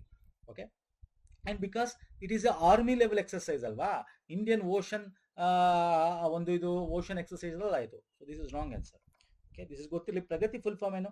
Partnership of regional army's. ನೋಡಿ, ರೀಜನಲ್ ಅಂದ್ರೆ ಸ್ಥಳೀಯವಾಗಿರ್ತಕ್ಕಂಥ ಆರ್ಮೀಸ್, ಯಾವುದು ಹಿಂದೂ ಮಹಾಸಾಗರದ ಸುತ್ತಮುತ್ತ ಇರ್ತಕ್ಕಂಥ ಕಂಟ್ರಿಗಳು ಸೇರ್ಕೊಂಡು for their growth transformation in Indian Ocean region. ಸೆಕ್ಯೂರಿಟಿಗೋಸ್ಕರ, ಕೋಪರೇಟಿವ್ಗೋಸ್ಕರ ಮಾಡಿರ್ತಕ್ಕಂಥ ಮೊದಲ ಆವೃತ್ತಿದು. This is very important. 11 ನೇಷನ್ಸ್ಗಳು ಇದರಲ್ಲಿ ಸೇರಿತಾ ಇದೆ. ಯಾವ್ದಾವ್ದು ಕಮೆಂಟ್ ಮಾಡ್ತೀರಾ? ನಿಮ್ಮ ಹೋಮ್ವರ್ಕ್ ಅಂತ ಇಲ್ಲಿ ಕೊಟ್ಟಿಲ್ಲ ನಾನು. 11 ರಾಷ್ಟ್ರಗಳು ಯಾವ್ದು ಅದು ನಿಮಗೆ ಹೋಮ್ವರ್ಕ್. ಗೊತ್ತಿಲ್ಲ ಅಂದರೆ ಸರ್ಚ್ ಮಾಡಿ ಕಮೆಂಟಲ್ಲಿ ಹಾಕಿ. ಓಕೆ, ನೆಕ್ಸ್ಟ್ ಬರ್ತೀನಿ sir. Very important. Rural development ಅಡಿಯಲ್ಲಿದು ಪಂಚಾಯತ್ ಅಡ್ವಾನ್ಸ್ಮೆಂಟ್ ಇಂಡೆಕ್ಸ್ ಅಂತಕ್ಕಂಥ 2.0 ಅಂದರೆ 2ನೇ ಆವೃತ್ತಿ ಅಂತ ಆಯ್ತು ಇದು. ಹೌದು, ಈಗ ಬಿಡುಗಡೆ ಆಗಿದೆ. ಟಾಪ್ 5 ಪಂಚಾಯತ್ಗಳು ಯಾವ ರಾಜ್ಯದಲ್ಲಿ ಬರುತ್ತೆ ಅಂತ ಹೇಳಿದ್ದಾರೆ. ಓಕೆ, ಇದ್ರ ಬಗ್ಗೆ ಕೇಳ್ತೇನೆ ಎಕ್ಸಾಮಲ್ಲಿ. ಸೊ ಇದನ್ನು ನೋಡಿ, ಇದನ್ನು ನೀತಿ ಆಯೋಗ ಅಭಿವೃದ್ಧಿಪಡಿಸಲಾಗಿದೆ. ಇದನ್ನು ಪಂಚಾಯತ್ಗಳ ಆರ್ಥಿಕ ಕಾರ್ಯಕ್ಷಮತೆ ಮೇಲೆ ಮಾತ್ರ ಕೇಂದ್ರೀಕರಿಸುತ್ತದೆ ಮತ್ತು ಸಾಮಾಜಿಕ ಪರಿಸರ ಸೂಚಕಗಳು ಹೊರಗಿಡುತ್ತದೆ. ಸಾರಿ, ಯಾವ್ದು ಸರಿ? ಸಾರಿ, ಎರಡು ತಪ್ಪೆ. ಮಾತ್ರ ಅನ್ನೋದು ಮಾತ್ರ ಇದ್ದಾಗ ನೀವು ತಪ್ಪು ಮಾಡಿ ಅಂತ ಹೇಳ್ತೀನಿ ನಾನು ನಿಮಗೆ. ಓನ್ಲಿ. ಓಕೆ, ಫ್ಯೂ ಅಂತಿದ್ರೆ ದಿಸ್ ಇಸ್ ರಾಂಗ್ ಇರುತ್ತೆ ಯೂಶುವಲಿ. ಇದು ಸೋಷಿಯೋ ಎಕಾನಮಿಕ್ ಎನ್ವೈರನ್ಮೆಂಟ್ ಕಂಡೀಷನ್ ಎಲ್ಲ ಸೇರಿ ಕೊಡ್ತಕ್ಕಂಥದ್ದು. ಏನ್ ಸರ್ ಇದು ಅಂದ್ರೆ, ಇದು ನೀತಿ ಆಯೋಗದ ಅಡಿಯಲ್ಲಿ ಬರಲ್ಲ. ಇದು panchayat Raj development department ministry ಅಡಿಯಲ್ಲಿ ಬರ್ತಕ್ಕಂಥದ್ದು. ಹಾಗಾಗಿ 2 ಆಪ್ಷನ್ ತಪ್ಪು. ಓಕೆ, ಟಾಪ್ 5 ಕೊಟ್ಟಿದ್ದೀನಿ. Tripura first, second Telangana, 3 Andhra, Odisha 4, Maharashtra 5. ಗೊತ್ತಿರಲಿ. ಓಕೆ, ಗ್ರೇಡ್ ಎ ಕೌಂಟ್ ಮೇಲೆ ಇದನ್ನು ಕೊಡ್ತಾ ಇರ್ತಕ್ಕಂಥದ್ದು. ಕರ್ನಾಟಕ ಅದು ತೋರಿಸ್ತೀನಿ ನಾನು. ಒಟ್ಟು 3635 ಪಂಚಾಯತ್ಸ್ನ ಫ್ರಂಟ್ ರನ್ನರ್ ಆಗಿದ್ರು ಘೋಷಣೆ ಮಾಡಿದೆ. ಏನು ಫ್ರಂಟ್ ರನ್ನರು ಅದು ಹೇಳ್ತೀನಿ. ಒಟ್ಟು ಇದರಲ್ಲಿ 1,18,830 ಗ್ರಾಮ ಪಂಚಾಯತಿಗಳು ಭಾಗವಹಿಸಿದೆ. ಅದರಲ್ಲಿ 3,635 ಗ್ರಾಮ ಪಂಚಾಯತ್ ಮುಂಚೂಣಿ ಇವೆ. ಇದರಲ್ಲಿ 33 ರಾಜ್ಯ ಮತ್ತು ಯೂನಿಯನ್ ಟೆರಿಟರಿ ಎಲ್ಲನೂ ಕೂಡ ಹೆಂಗಿದೆ ಆಡಳಿತ. ಸಸ್ಟೈನಬಲ್ ಡೆವಲಪ್ಮೆಂಟ್ ಗೋಲ್ SDG ಗೋಲ್ಸ್ನ ನಾವು ಇಲ್ಲಿ ಲೋಕಲ್ SDG ಅಂತ LSDG ಅಂತ ಮಾಡ್ತಾರೆ. 17 ಗೋಲ್ಸ್ಗಳನ್ನ ಏನು ಮಾಡ್ತಾರೆ ಇವರು ಥೀಮ್ಗಳಾಗಿ ಕನ್ವರ್ಟ್ ಮಾಡ್ತಾರೆ. I will show you. ನೋಡಿ, ಒಟ್ಟು 150 ಇಂಡಿಕೇಟರ್, 230 ಡೇಟಾ ಪಾಯಿಂಟ್ಸ್ಗಳು ತಗೊಂಡು ಲೋಕಲೈಸೇಷನ್ ಅಂದರೆ ಸ್ಥಳೀಯವಾಗಿ ಈ ಗೋಲ್ನ SDG 17 ಗೋಲ್ಗಳನ್ನು ಲೋಕಲ್ ಅಲ್ಲಿ ಡಿವೈಡ್ ಮಾಡಿಕೊಂಡು ಲೋಕಲ್ SDG ಗೋಲ್ ಅಂತ ಮಾಡಿ 17 ಗೋಲ್ಗಳನ್ನ 9 ಥೀಮ್ಯಾಟಿಕ್ 9 ಥೀಮ್ಗಳಾಗಿ ಮಾಡ್ತಾರೆ. ಪವರ್ಟಿ ಫ್ರೀ ಅನ್ ಇರಬೇಕು ಅಲ್ಲಿ. ಓಕೆ, ಬಡತನ ಮುಕ್ತ, ಒಳ್ಳೆಯ ಜೀವನ ಇರಬೇಕು, ಹೆಲ್ತ್ ಚೆನ್ನಾಗಿರಬೇಕು, ಚೈಲ್ಡ್ ಫ್ರೆಂಡ್ಲಿ ಆಗಿರಬೇಕು, ವಾಟರ್ ಸಫಿಷಿಯೆಂಟ್ ಪಂಚಾಯತ್ ಆಗಿರ್ಬೋದು, ವಾಟರ್ ಇರಬೇಕು, ಚೆನ್ನಾಗಿ ಕ್ಲೀನ್ ಮತ್ತು ಗ್ರೀನ್ ಆಗಿರಬೇಕು ಪಂಚಾಯತು, ಸೆಲ್ಫ್ ಸಫಿಷಿಯೆಂಟ್ ಇನ್ಫ್ರಾಸ್ಟ್ರಕ್ಚರ್ ಚೆನ್ನಾಗಿರಬೇಕು, ಸೋಷಿಯಾಲಿಟಿ ಇರಬೇಕು, ಅಲ್ಲಿ ಮೇನ್ ಇಂಪಾರ್ಟೆಂಟು, ಸೋಷಿಯಲ್ ಸಾಮಾಜಿಕವಾಗಿ ಭದ್ರತೆ ಇರಬೇಕು, ಪಂಚಾಯತ್ ವಿತ್ ಗುಡ್ ಗವರ್ನೆನ್ಸ್ ಒಳ್ಳೆ ಆಡಳಿತ ಇರಬೇಕು, ವುಮನ್ ಫ್ರೆಂಡ್ಲಿ ಮಹಿಳಾ ಫ್ರೆಂಡ್ಲಿ ಆಗಿರಬೇಕು. 9 ಥೀಮ್ಗಳಾಗಿ ಮಾಡ್ತಕ್ಕಂಥದ್ದು. ಇದರಲ್ಲಿ ಬರೀ ಸೋಷಿಯೋ ಎಕಾನಮಿಕ್ ಒಂದಿಲ್ಲ, ಎನ್ವೈರನ್ಮೆಂಟ್, ವಾಟರ್, ಇನ್ಫ್ರಾಸ್ಟ್ರಕ್ಚರ್ ಎಲ್ಲ ನೋಡಿದ್ವಲ್ಲ ಇಲ್ಲಿ, ಎಲ್ಲ ಕೂಡ ಇದರಲ್ಲಿ ತಗೊಂಡಿರ್ತಕ್ಕಂಥದ್ದು ಆಡಳಿತ. ಇದನ್ನ ನೋಡೋದಾದ್ರೆ 5 ಪಾರ್ಟ್ ಆಗಿ ಮಾಡ್ತಾರೆ. 1, 2, 3, 4, 5. 150 ಇಂಡಿಕೇಟರ್, 230 ಡೇಟಾ ಪಾಯಿಂಟ್ಸ್ಗಳನ್ನೆಲ್ಲ ಸರ್ವೆ ಮಾಡಿ ಕೊಡ್ತಕ್ಕಂಥದ್ದು ಕಾಂಪಿಟೇಷನ್ನ ಗೊತ್ತಾಗ್ಲಿ ಅಂತ ಪಂಚಾಯತ್ಗಳಲ್ಲಿ. ಅದರಲ್ಲಿ achievers A+ 90 and above marks ತಗೊಂಡಿರ್ಬೇಕು. ಯಾರು ತಗೊಂಡಿಲ್ಲ. ಇದು ಬಂದಿರೋದೇ ಈ 4. ಫ್ರಂಟ್ ರನ್ನರ್ A ಇದೆ, ಪರ್ಫಾರ್ಮರ್ B ಇದೆ, ಇಷ್ಟು ಪಾಯಿಂಟ್ಸ್ ತಗೊಂಡಿರ್ತಕ್ಕಂಥದ್ದು. C ಅಂದರೆ 40-60 ಆಸ್ಪರೆಂಟ್ ಅಂತ ಕೊಡ್ತೀವಿ, C ಕ್ಯಾಟಗರಿ ಅಂತ. D ಬಿಲೋ 40 ಇದೆ, D ಕ್ಯಾಟಗರಿ ಅಂತ ಕೊಡ್ತೀವಿ. ಸೊ ಅದರಲ್ಲಿ ನೋಡಿ, ಇದರಲ್ಲಿ A ಕ್ಯಾಟಗರಿ ಇರೋದು A+ ಯಾರೂ ತೆಗೆದಿಲ್ಲ. ಓಕೆ, ನಾನು ತೋರಿಸ್ತೀನಿ ನಮ್ಮ ಇಲ್ಲಿ ಕಂಪ್ಲೀಟು. ಇಲ್ಲಿ ನೋಡ್ತಾ ಹೋಗ್ಬೋದು, ABCD ಇದೆ, A+ ಯಾರು ತೆಗೆದಿಲ್ಲ. ಕರ್ನಾಟಕ ಎಲ್ಲಿದೆ ರಾಜ್ಯ, ಇಲ್ಲಿ ನೋಡಿ ಎಷ್ಟು ಪಂಚಾಯತ್ರಲ್ಲಿ A ಎಷ್ಟಿದೆ, B ಎಷ್ಟಿದೆ, C ಎಷ್ಟಿದೆ, D ಎಷ್ಟಿದೆ ನೋಡಿ. ಓಕೆ, ಸೊ ಇದ್ರ ಮೇಲೆ ಅರ್ಥ ಆಗ್ತಿಲ್ಲ ನಾನು ಹೇಳ್ತಾ ಇರೋದು. ಓಕೆ, ಈ ಥರ ಕೊಡ್ತಕ್ಕಂಥದ್ದು ನೋಡ್ಕೊಳ್ಳಿ. ಎಕ್ಸಾಮ್ ಬಿಟ್ಟು ಕೇಳ್ಬೋದು. ಯಾರು ಬಿಡುಗಡೆ ಮಾಡ್ತಾರೆ ಇದನ್ನ ಮಾಡೋದು sir? Ministry of panchayat Raj ಸಚಿವಾಲಯ. ಇದರಲ್ಲಿ ಎನ್ವೈರನ್ಮೆಂಟು, ಗವರ್ನೆನ್ಸ್, ಇಂಡಿಕೇಟರ್ ಎಲ್ಲ ಕೂಡ ಇದೆ, ಸೋಷಿಯೋ ಎಕಾನಮಿಕ್. ಸೊ ಹಂಗಾಗಿ ಆಪ್ಷನ್ 2 ಇಲ್ಲಿ ತಪ್ಪು. ಯಾಕಂದರೆ ಇಲ್ಲಿ ಸಾಮಾಜಿಕ ಪರಿಸರ ಇಲ್ಲ ಅಂತ ಹೊರಗಿಡಲಾಗುತ್ತೆ ಅಂತ ಕೊಟ್ಟಿರೋದು ತಪ್ಪು. ನೀತಿ ಆಯೋಗ ಅಲ್ಲ, ತಪ್ಪು. ಅರ್ಥ ಆಗ್ತಿದೆಯಲ್ಲ? So this is very important ಸ್ನೇಹಿತರೆ. ಒಂದಷ್ಟು ಡಿಸ್ಕಸ್ ಮಾಡಿದ್ದೀನಿ, ಮೋಸ್ಟ್ ಇಂಪಾರ್ಟೆಂಟ್. ಪ್ರೀವಿಯಸ್ ವೀಡಿಯೋಸ್ಗಳನ್ನ ನಮ್ಮ ಪ್ಲೇಲಿಸ್ಟ್ ವೀಕ್ಲಿ ಮತ್ತು ಮಂತ್ಲಿ ನೋಡಿ. ಆ್ಯಂಡ್ ಇಷ್ಟ ಆಗಿದ್ರೆ ವಿಡಿಯೋ ಲೈಕ್ ಮಾಡಿ, ಶೇರ್ ಮಾಡಿ, ಸಬ್ಸ್ಕ್ರೈಬ್ ಮಾಡ್ಕೊಳ್ಳಿ. ನೋಡಿ, ಇವೆಲ್ಲ ನಾವು ಮಾಡೋದು 99.99% ಬರುವಂಥದ್ದನ್ನೇ ಮಾತ್ರ. ಓಕೆ, ನಮ್ಮ ಟೆಲಿಗ್ರಾಮ್, ಇನ್ಸ್ಟಾಗ್ರಾಮ್ ಫಾಲೋ ಮಾಡಿಲ್ಲ ಮಾಡ್ಕೊಳ್ಳಿ. ಯಾಕಂದರೆ PDF ನಾವು ಅಲ್ಲಿ ಶೇರ್ ಮಾಡ್ತೀವಿ, ಅಲ್ಲಿ ತೊಗೋಬೋದು. Okay, so this are all very important. ಎಕ್ಸಾಮನ್ನು ಒಂದು ಪ್ಯಾಟ್ರನ್ ನೋಡ್ಕೊಂಡು ಮಾಡ್ತಕ್ಕಂಥದ್ದು ಸ್ನೇಹಿತರೆ. ವೀಕ್ಲಿ ಆ್ಯಂಡ್ ಮಂತ್ಲಿ 2 ಇಂಪಾರ್ಟೆಂಟ್ ಆಗುತ್ತೆ. ನಮಸ್ಕಾರ, ಧನ್ಯವಾದಗಳು. ನೆಕ್ಸ್ಟ್ ವಿಡಿಯೋದಲ್ಲಿ ಪುನಃ ಸಿಗ್ತೇವೆ.